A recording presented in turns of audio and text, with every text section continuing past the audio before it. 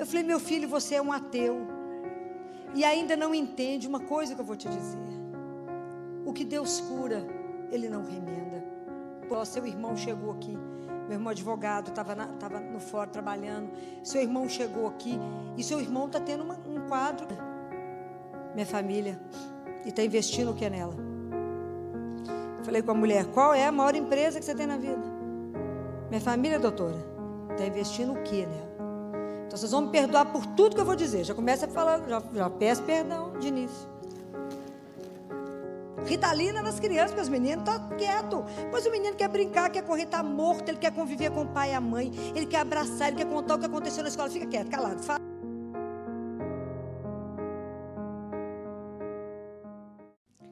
Vocês vão aprendendo o quanto que Deus é bom.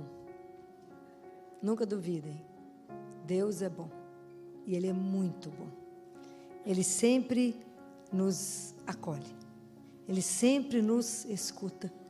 E nunca duvidem disso. Há umas 3 semanas, um jovem de 12 anos teve que ser submetido a 2 cirurgias cardíacas com intervalo de 15 dias. Que foi transferido para nós, vindo do Hospital das Clínicas, e uma cirurgia de coração grave. E esse menino operou numa segunda, na terça de manhã, quando eu cheguei no CTI, eu não gostei dele, achei ele muito apagado, desliguei a sedação. Na quarta, ele não reagia. E eu disse para a mãe, algo errado, porque já desligamos a sedação mais de 24 horas e a gente não pode achar. Dentro do CTI, eu não acho. É ou não é? Não posso achar. Então, vou descer com ele para uma tomografia agora, porque a nossa preocupação é se ele fez um AVC, isquêmico, hemorrágico, algo pode ter acontecido na cabecinha dessa criança e nós temos que ver o que temos para fazer com ela. E eu falei com vocês que eu lido com o SUS. Eu tenho a graça de lidar com meus pobres, não é? Os pobres de Deus. E ela sozinha, claro, que o povo custa estar lá. E custa a ter condição de ficar numa pensão ruim lá perto. E ela esfregava as mãozinhas, esfregava as mãos. Eu sabia que ela precisava de mais alguma coisa. E eu olhei muito para ela e a blusa dela tinha uma cruz. Eu olhei para ela e falei assim, a senhora crê em Deus, não crê? Estou vendo uma cruz na sua roupa. Ela falou, creio, doutora. Eu falei, então olhe muito para mim agora. Olhe para mim. Escuta o que eu vou dizer para a senhora. Jesus é bom. Mas Ele é muito bom. Então experimente a bondade do Senhor. Se atreva a crer. Fé é assim. A gente põe o pé e Deus põe o chão. Apenas creia. Então nós vamos descer com ele para a tomografia. A senhora continue em oração. Segure a cruz do seu terço. Apenas em oração. Deus é bom. Fizemos a tomografia, o resultado foi normal. Deus é bom. Ele já está acordando e tudo vai passar, porque Deus é bom. Nunca tire isso do seu coração. Deus é muito bom para com todos nós. Eu gostaria, se alguém tiver com a Bíblia, gostaria que vocês pudessem me acompanhar no Evangelho de João.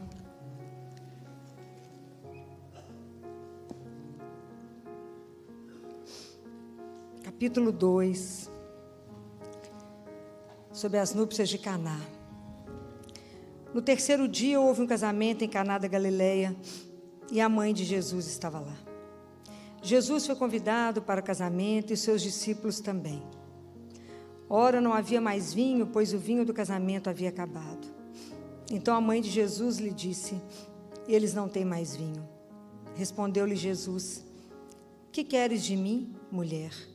Minha hora ainda não chegou.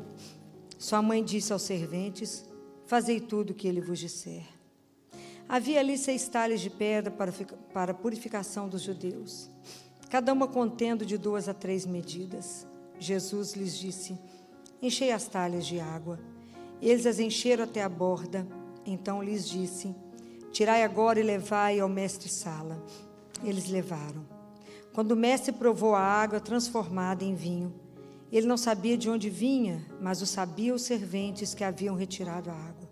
Chamou o noivo e lhe disse, todo homem serve primeiro o vinho bom, e quando os convidados já estão embriagados, serve o inferior. Tu guardaste o vinho bom até agora. Esse princípio dos sinais, Jesus o fez em Caná da Galileia e manifestou a sua glória, e os seus discípulos creram nele. Depois disso, desceram a Cafarnaum, ele, sua mãe, seus irmãos e seus discípulos, e ali ficaram apenas alguns dias. Palavra da salvação. O que tem me chamado a atenção hoje? Eu que trabalho com famílias há tantos anos, dentro do consultório, né? Que hoje as famílias estão vivendo uma época de famílias mais adoecidas. As famílias têm ficado mais doentes. Acho que tem vivido aquilo que eu falei, uma era de muita informação, de pouca formação. E as famílias sobrecarregadas por pressões. Então, hoje as crianças nascem, eu brinco que elas nascem, e elas quase já têm uma obrigação que os pais têm que levar à Disney. Então, os pais têm que trabalhar loucamente. A minha mais jovem, que foi para a Disney, cliente, tinha 6 meses. Falei, ela ir para a Disney ou ir para um parque de Belo Horizonte, está tudo certo, ela não sabe nem onde é que ela está. Mas os pais ficam numa pressão, porque elas têm que mostrar. Então, os pais entraram num ritmo de trabalho, tão alucinado, marido e mulher correndo o dia inteiro, e alguém cuidando dos filhos. E esses dias entrou uma mãe no consultório, era minha última consulta de uma sexta-feira, já quase 7 da noite, ela de rabo de cavalo com uma menina de 9 anos de idade. Eu olhei a menina, estava pequenininha, magrinha, e ela começou, ela falou, filho, eu vim só para a rotina. Eu falei, mas vamos falar de quem é essa menina? Porque um exame médico é uns 5 minutos. E hoje a minha grande preocupação, como pediatra, é ajudar os pais, porque pediatria é a única profissão que constrói, junto com os pais, quem vai ser o menino e aquela menina? Que homens serão? Que mulher será? E a minha grande preocupação hoje não é mais a estrutura física das crianças, mas a estrutura mental, a estrutura emocional e a estrutura espiritual. Então, hoje, tanto o pediatra como a igreja, hoje a nossa preocupação é como formar essas pessoas. E eu penso, como é que esse menino, essa menina vai estar de pé diante de um caixão de um pai e de uma mãe e seguir a vida? Como é que eu vou deixar essa pessoa de pé, inteira? E dentro delas eu tenho uma preocupação imensa com a estima. A pessoa tem que olhar no espelho e falar que espetáculo que eu sou. Mas não para que isso sirva para ela pisar em alguém, mas para ela ter segurança daquilo que ela é. E achei a menina com umas atitudes inseguras. O pediatra é terrível, né? Porque a gente bate o olho. E eu fui observando, a mãe falou, não come. E ela está brava, ela está nervosa, ela está dormindo. E eu falei, que hora que a senhora sai de casa? Eu tenho que sair antes das 7. Quem fica com as crianças? Quem arruma os meninos para ir à escola? Qual é a dinâmica da casa? Muito bem. No fritar dos ovos, eu falei, o seu marido está aí? Ele está com as outras 2 lá embaixo, doutora Filó, porque ele queria tumultuar. Falei, pode mandar chamar. Todo mundo aqui dentro do consultório. Imagina o que o pediatra faz dentro do consultório. Eu falei com a minha secretária, fica com as 3, porque a conversa agora é de 3, do lado de cá. Falei com ele, qual a maior empresa que você tem na vida? Minha família. E está investindo o que é nela?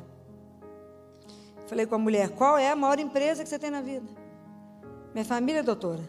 Está investindo o que nela? Então, vocês vão me perdoar por tudo que eu vou dizer. Já começa a falar, já peço perdão de início. Porque a situação está péssima. Falei, a senhora usa rabo de cavalo porque aquelas mulheres que não têm tempo de cuidar de um cabelo, toma banho e sai doida correndo, prende o cabelo. Eu estou falando mentira? Não, doutor Filó, porque não dá tempo. Aí eu faço questão de levá-las para almoçar, tenho certeza. Presta atenção se o almoço não é assim. Os meninos sentados para almoçar, a senhora batendo no relógio. Corre, come depressa, olha o trânsito, nós temos que chegar rápido. Senão nós vamos perder a escola. Isso, como é que os meninos vão comer? Vai ser tudo magro, porque como é que você come sob pressão? Não come? Aí leva os meninos para a escola. Alguém busca os meninos. Chega de noite, hoje em dia o para casa é para a casa, não é? Não sei se aqui em Maringá, sim, mas quem faz o para casa hoje são os pais. A minha guerra de alguns psiquiatras é acabar com o para casa. A criança tem que aprender dentro da escola e não fora da escola. Porque as famílias estão escravizadas, as relações estão péssimas, e aí quando chega em casa, aquele estresse, todo mundo cansado, pai e mãe, e tem que ensinar para casa. Anda, menino, você tem que aprender, menino, menino morto. Anda, você também é burro, você não aprende. E vai virando aquela confusão, aí leva no neurologista, leva no psiquiatra, e tarja preta nos meninos. Ritalina nas crianças, porque os meninos estão quietos. Pois o menino quer brincar, quer correr, está morto, ele quer conviver com o pai e a mãe, ele quer abraçar, ele quer contar o que aconteceu na escola. Fica quieto, calado, faz o para casa. E tem a pesquisa tal, ele não estudou, não sei o quê. Eu estou falando alguma mentira, porque lá em Belo Horizonte é desse jeito. Aí deita o casal, morto, um está podendo olhar para o outro que quer matar. Eu falei com eles assim, qual que foi o dia que vocês deram um beijo, mas um beijo para valer? Na lua de mel, provavelmente. Vida sexual, vou falar com vocês, não está existindo, né? Porque se existe, faz depressa, porque amanhã tem que levantar cedo, é pouco tempo para dormir. Estou falando alguma mentira? Falei, e outra coisa, na hora que vai, a sensação que eu tenho, falei com eles, que a casa está tão bagunçada, que as roupas não sabem nem onde é que está os armários tudo amontoado, se abrir as portas, cai. Aí um olhou para o outro e falou, doutora Filó, pelo amor de Deus, nós combinamos até de arrumar os armários amanhã, como é que a senhora fala nisso?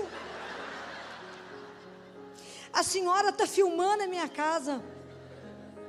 Falei, não, eu estou olhando para vocês e estou vendo que a vida de vocês, o casamento não tem mais vinho. Há muito tempo. Não tem mais vinho.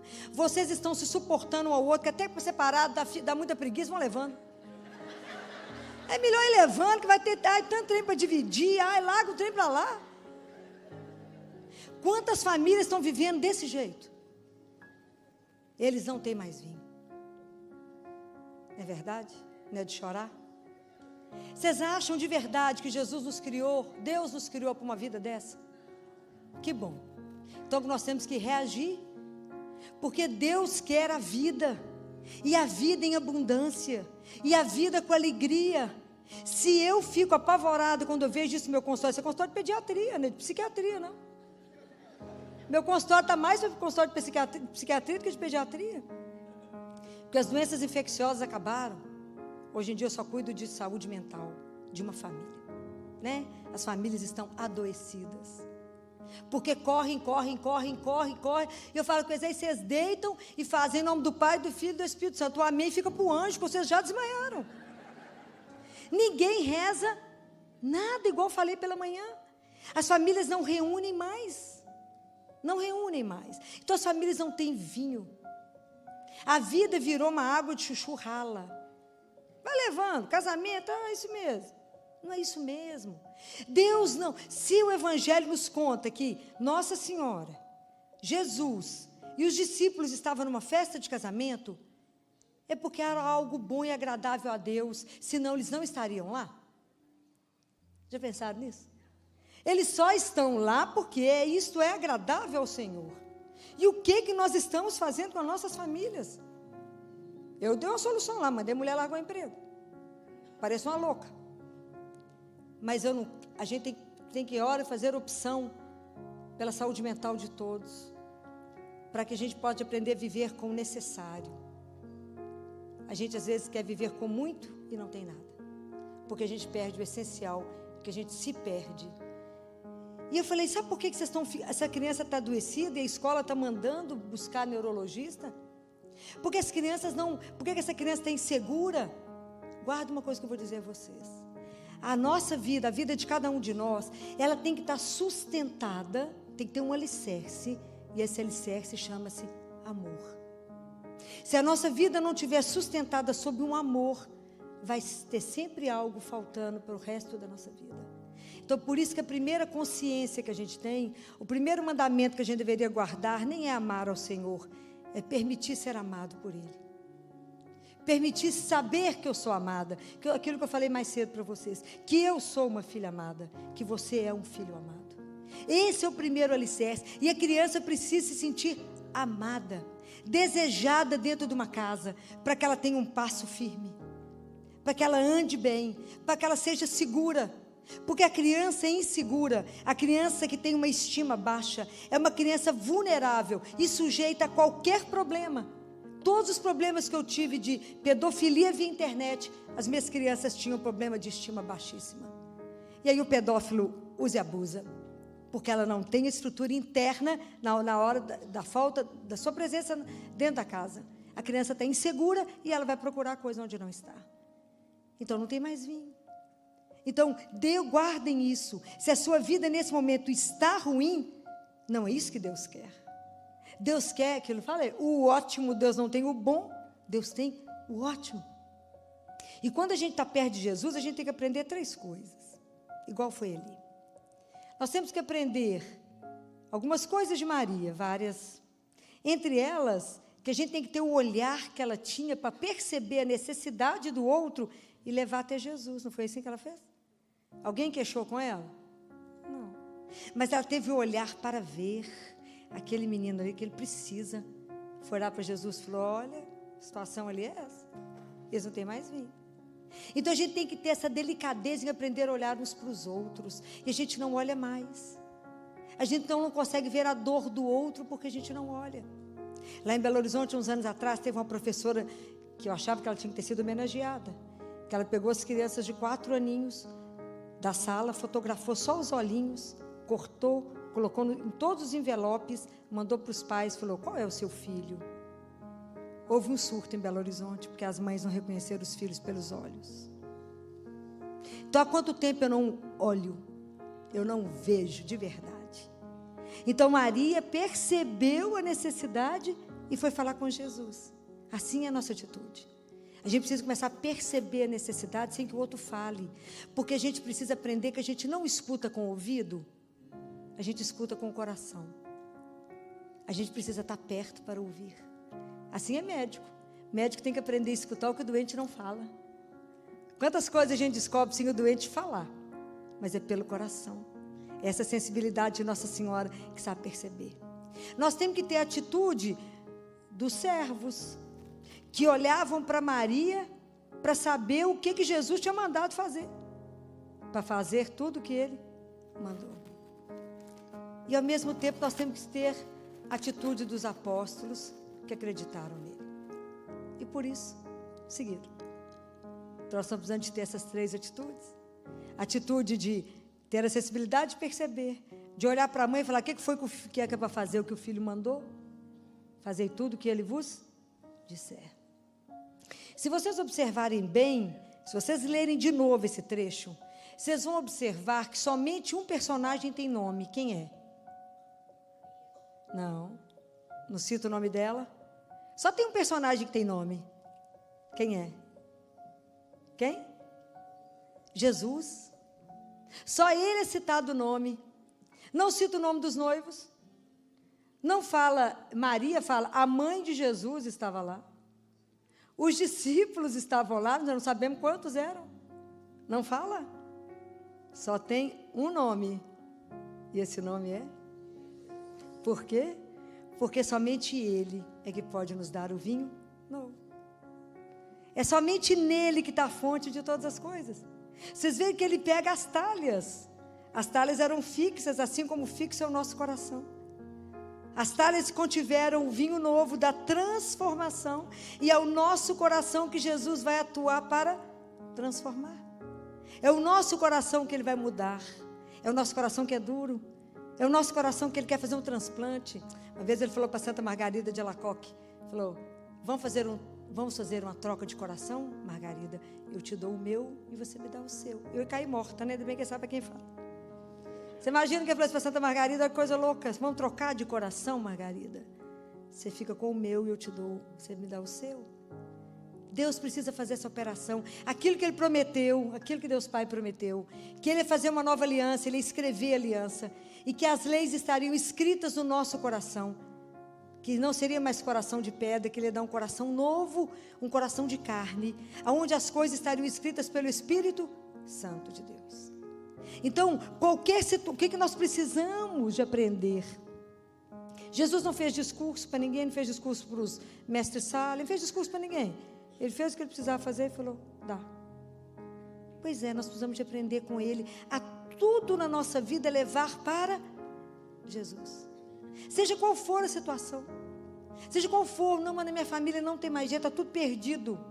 Está perdido para nós, que é humano, mas não para o Senhor. Ele é que tem o vinho novo, Ele que restaura o casamento, Ele que restaura o amor entre o casal.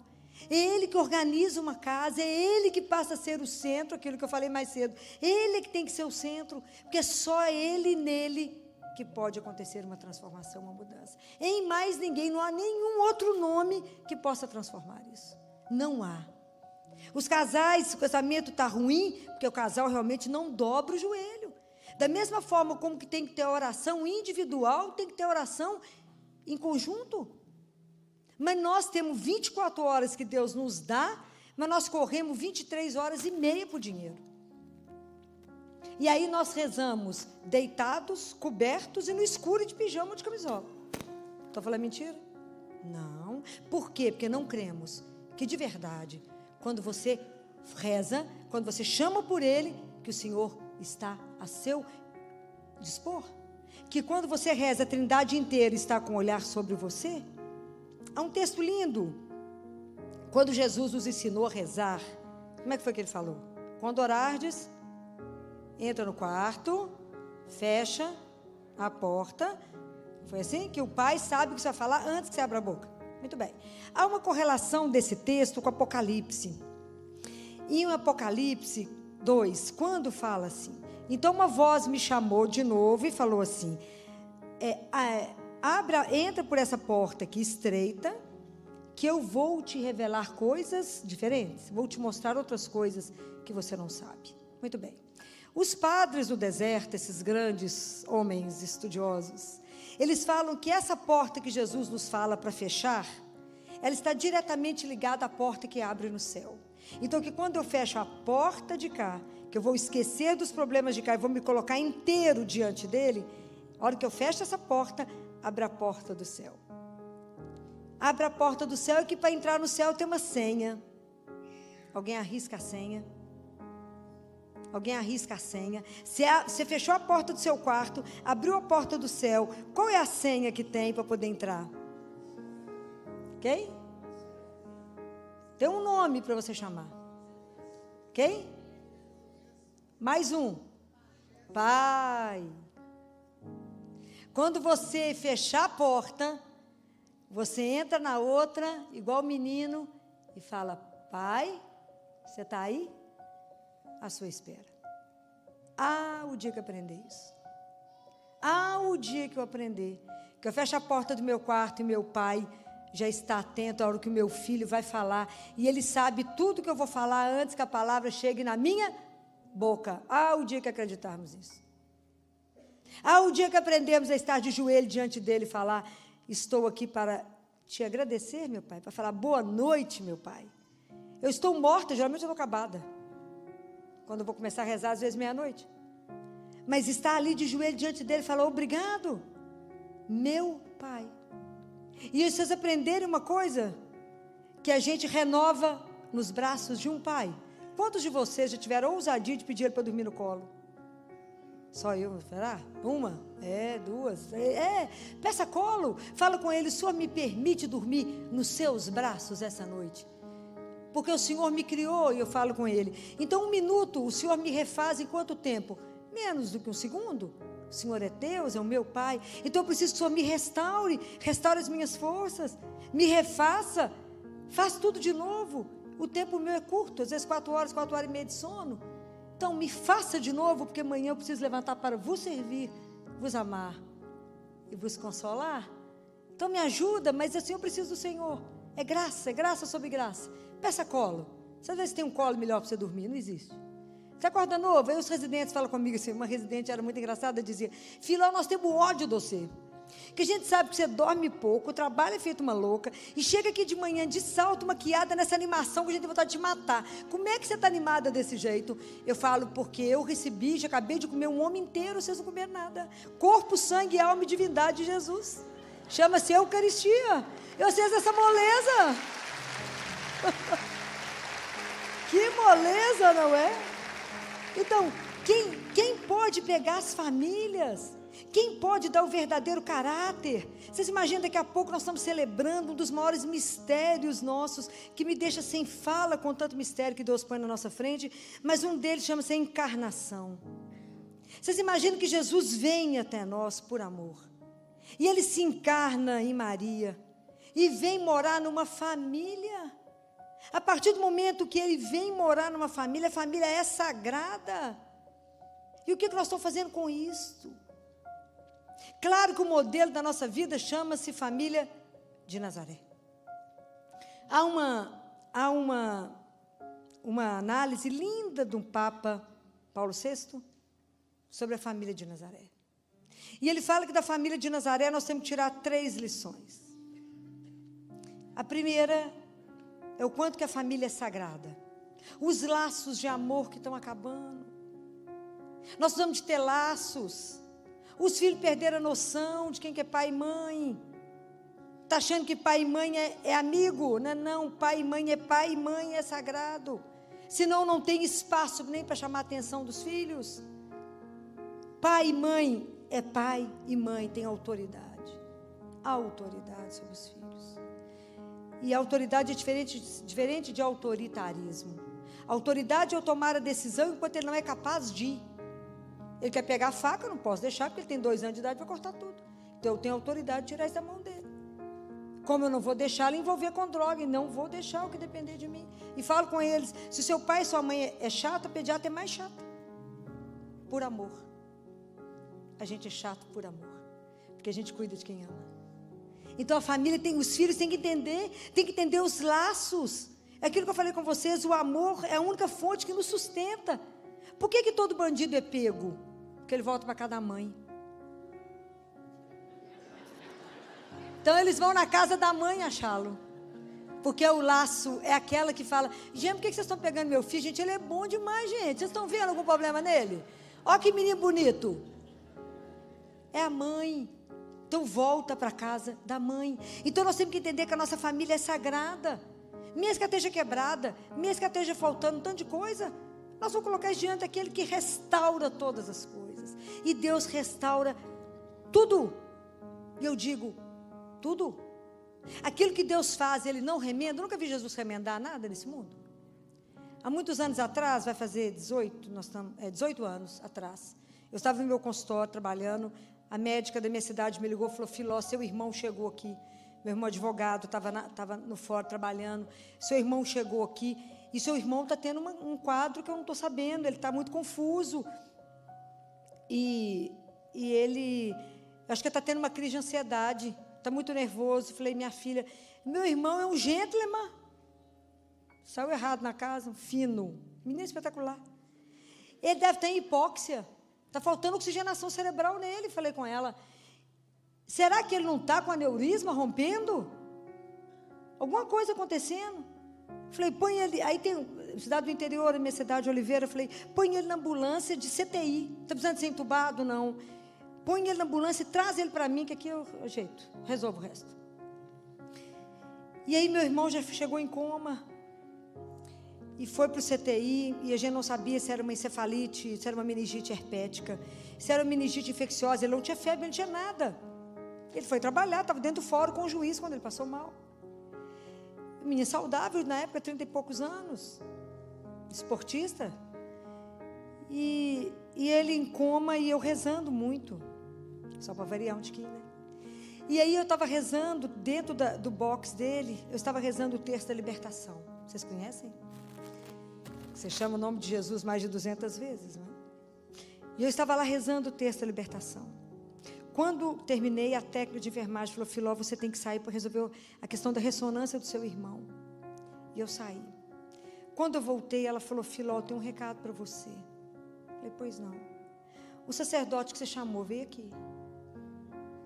Eu falei, sacerdote? É, o sacerdote. Mas eu não chamei nenhum sacerdote, tive nem tempo, estava emendada no hospital. Ela falou, eu falei, mas é o capelão do hospital? Não. O sacerdote. Ele deixou o nome? Não. Ele deixou só um recado. O que ele fez? Ele foi em outros boxes? Não. Ele estendeu a mão, rezou e mandou um recado para você. Pois não. O recado é assim: fala para a acompanhante que estava sentada naquela cadeira que, conforme solicitado, eu vim. Que ela não precisa se preocupar.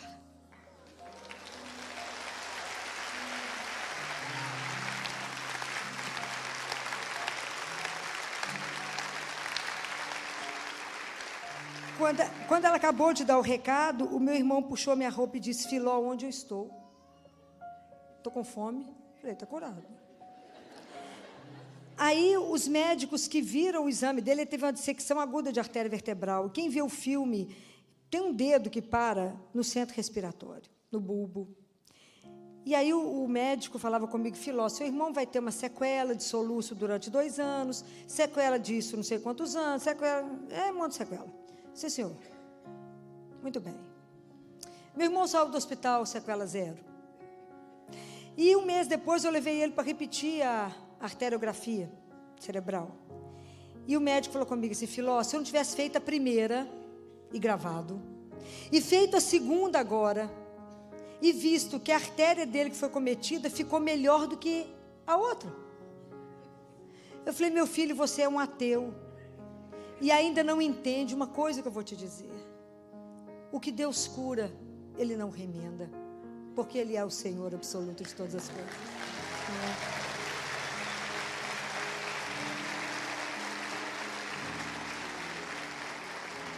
Então,